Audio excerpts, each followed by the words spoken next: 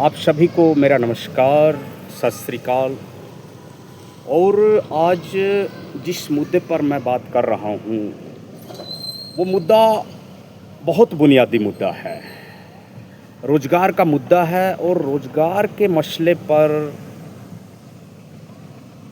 भारत को आज़ाद हुए लगभग 80 साल हो चुके हैं।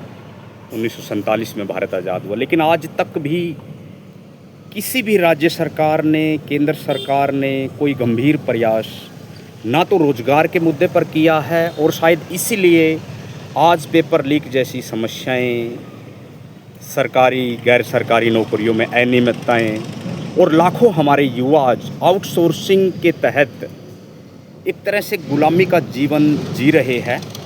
तो मेरी इच्छा हुई कि आज उन मुद्दों को क्रमशः मैं आपको बताऊं कि आज कोई भी कमीशन है, चाहे किसी स्टेट का आप ले लीजिए, जो कि फर्स्ट सेकंड क्लास की वैकेंसीज़ को रिक्रूट करता है, या इसके अलावा आप किसी भी स्टेट की पॉलिसीज़ को ले लीजिए, किसी भी विधानसभा में, इवन पार्लियामेंट ऑफ इंडिया में भी कोई गंभीर चर्चा नहीं हो पा रही है। और शायद यही कारण है कि आज भारत में कॉकरोच जनता पार्टी जैसी जो पार्टियां हैं वो एस्टेब्लिश होती है। हालांकि कॉकरोच जनता पार्टी एक ऑनलाइन पेज है, वो कोई एक संवैधानिक रूप से कोई गठित की गई पार्टी नहीं है। लेकिन सरकार के लिए यह चिंता का विषय है कि एक कॉकरोच जनता पार्टी, जो कि बेरोजगारी के मुद्दे को अहम रखते हुए इतनी कामयाब हो जाती है। हालांकि जितनी पार्टियां बनती है या जो मूवमेंट बनती है, उनको भारत के अंदर एक बुनियादी तरीके से ख़त्म कर दिया जाता है और एक व्यक्ति पर टिका दिया जाता है कि जैसे अभी अभिजीत दीपक के एक लीडर के रूप में हमारे सामने वहाँ पे है, क्योंकि उसने एक डिमांड उठाई कि भारत के शिक्षा मंत्री को इस्तीफा देना चाहिए। केंद्र सरकार ने ये बात मान भी ली, और यूँ कहा जाए कि केंद्र सरकार ने पार्लियामेंट के अंदर जो धर्मेंद्र प्रधान की जो एक तरह से उसकी डेफेमेशन हुई, उसके ऊपर आरोप प्रत्यारोप लगे और बाद में उसको इस्तीफा देना पड़ा, बड़ा ही बेदर्द, बड़ा ही बेआबरू होकर। तो इन सब बातों पर हमें बड़ा ध्यान से सोचना चाहिए, मंथन करना चाहिए, विचार विमर्श करना चाहिए। और इसी पॉलिसी को लेकर, इसी सिद्धांत को लेकर हम चाहते हैं कि जो एक व्यवस्था बनी, जो एक सिस्टम बना, उस सिस्टम में हम एक ऐसा संगठन बनाना चाहते हैं जो बेरोजगारी के मुद्दे पर, जो अनएम्प्लॉयमेंट के मुद्दे पर, बेकारी के मुद्दे पर लोगों को जागरूक करे और उनके क्या अधिकार बनते हैं, और उसमें यूपीएससी की क्या भूमिका हो सकती है, यूजीसी की क्या भूमिका हो सकती है, एसएससी की क्या भूमिका हो सकती है, यूपीपीसीएस की क्या भूमिका हो सकती है, पीपीएससी की क्या भूमिका हो सकती है। जितने भी कॉन्स्टिट्यूशनल कमीशन है सभी राज्यों के, जो लगातार भर्तियां कर रहे हैं, लेकिन उनमें कहा जाता है कि करप्शन चरम सीमा पर है, उनमें अनियमितताएं हैं, भ्रष्टाचार है, भाई भतीजावाद है, राजनीति का शिकार हमारे युवा हो रहे हैं।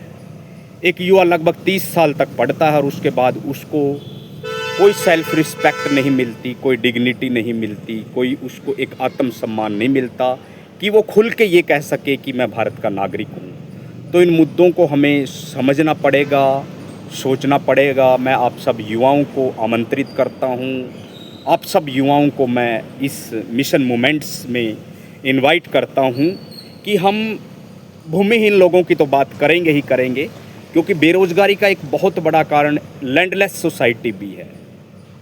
दुनिया में वही देश सबसे ज़्यादा विकसित है जिनके यहाँ पे नेचुरल रिसोर्सेज ज़्यादा होते हैं, प्राकृतिक संसाधन ज़्यादा होते हैं, चाहे वो ऑस्ट्रेलिया है, न्यूजीलैंड है, कनाडा है, या अरेबिक कंट्रीज है। लेकिन भारत में चूँकि ज़मीनों के ऊपर कब्जा कुछ गिने चुने लोगों का है, यहाँ पर लैंडलेस सोसाइटी बहुत ज़्यादा है। अनएम्प्लॉयमेंट की समस्या का एक बहुत बड़ा कारण ये भी है। इसके अलावा अगर आप देखा जाए तो एजुकेशन का स्टैंडर्डाइजेशन भी नहीं है। एजुकेशन भी लगातार कॉमर्शलाइज हो रही है। एजुकेशन भी लगातार यूँ कहा जाए कि राजनीतिक रूप से प्रभावित हो रही है, राजनीति का शिकार हो रही है। तो हमें सभी मुद्दों पर बात करनी, चाहे वो सामाजिक मुद्दा है, चाहे वो आर्थिक मुद्दा है, चाहे वो राजनीतिक मुद्दा है, चाहे वो सांस्कृतिक मुद्दा है, चाहे वो धार्मिक या शैक्षणिक मुद्दा है। लेकिन मेरा यही मानना है कि इसके लिए हमने एक बेरोजगार संघर्ष संगठन के रूप में हम स्थापित करने जा रहे हैं। आप सभी युवाओं को मैं उसमें इनवाइट करता हूं, सभी को मैं आमंत्रित करता हूं कि आप भी अपने अपने सुझाव दें, क्योंकि जब आप बोलते हैं तर्क से ही फ़र्क पड़ता है।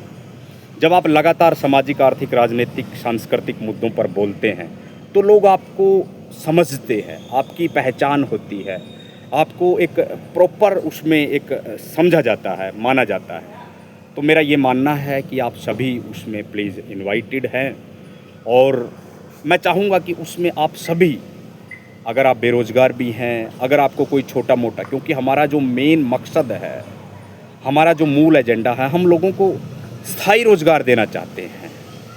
कोई आउटसोर्सिंग के माध्यम से नहीं, कोई कॉन्ट्रैक्चुअल, क्योंकि कॉन्ट्रैक्चुअल और आउटसोर्सिंग जो व्यवस्थाएं हैं ये लगातार लोगों को गुलाम बना रही है। उनके सामाजिक, आर्थिक, राजनीतिक हित वो डेली मरते हैं, डेली जीते हैं।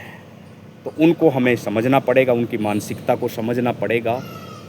तो हम पहले भी मैं एक एक्टिविस्ट के रूप में लगातार अलग अलग मंचों से बोलता रहा हूँ और आज फिर मैं दोबारा से आपको, क्योंकि 15 अगस्त आने वाला है और 15 अगस्त 1947 को भारत आज़ाद हुआ था, 26 जनवरी 1950 को भारत एक रिपब्लिक बना था।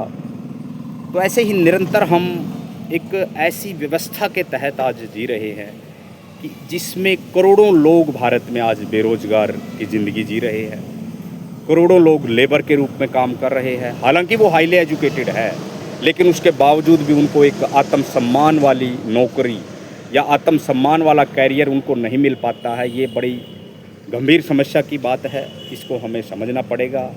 इसमें राजनेताओं को भी समझना पड़ेगा, ब्यूरोक्रेट्स को भी समझना पड़ेगा, पॉलिसी मेकर्स को भी समझना पड़ेगा, यूथ को सबसे ज़्यादा समझना पड़ेगा। क्योंकि हमारा मकसद ये नहीं है कि हम किसी के ऊपर क्वेश्चन मार्क उठा रहे हैं, हम तो सिस्टम का जो स्ट्रक्चर है उसको समझना चाह रहे हैं। देखो, परेशान तो सभी है, किसान भी है, दलित परेशान है, युवा परेशान है, लेकिन हमें जो समस्या है उसके स्ट्रक्चर को समझना बहुत ज़रूरी है कि दरअसल जो समस्या है वो हुई क्यों है, उसके लिए जिम्मेदार कौन है। उसकी तह में जाना पड़ेगा, उसके ऐतिहासिक, उसके राजनीतिक, उसके सांस्कृतिक, उसके आर्थिक पक्षों को हमें समझना पड़ेगा। धीरे धीरे उस बुनियाद को हमें पहचानना पड़ेगा और फिर मुझे लगता है कि ये एक मुद्दा किसी का व्यक्तिगत मुद्दा नहीं है, सामूहिक मुद्दा है, भारतीय लोकतंत्र का मुद्दा है, भारत की एक बहुत बड़ी समस्या है।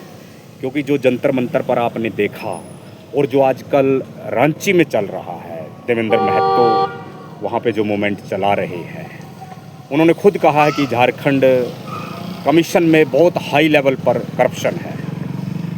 तो इस चीज़ को हमें समझना पड़ेगा। सिर्फ झारखंड में ही नहीं, आप पंजाब में देखेंगे तो पंजाब पब्लिक सर्विस कमीशन में भी इतना ही बड़ा लगभग करप्शन चला रहा है। हरियाणा में अगर आप देखेंगे तो हरियाणा में, राजस्थान में देखेंगे, राजस्थान में, यूपी में देखेंगे, यूपी में, लगभग पूरे भारत में सरकारी नौकरियों में करप्शन हाई लेवल पर है। इसको हमें मिटाना पड़ेगा, युवाओं को जागरूक करना पड़ेगा। उसी काम को पूरा करने के लिए मैं आपको इनवाइट कर रहा हूं। आप ज़रूर आइए और ज़रूर विचार विमर्श करिए, कमेंट्स करिए। इस वीडियो को आप आगे जितना हो सके शेयर ज़रूर करिए। Thank you very much. सभी को मेरा नमस्कार। जय हिंद।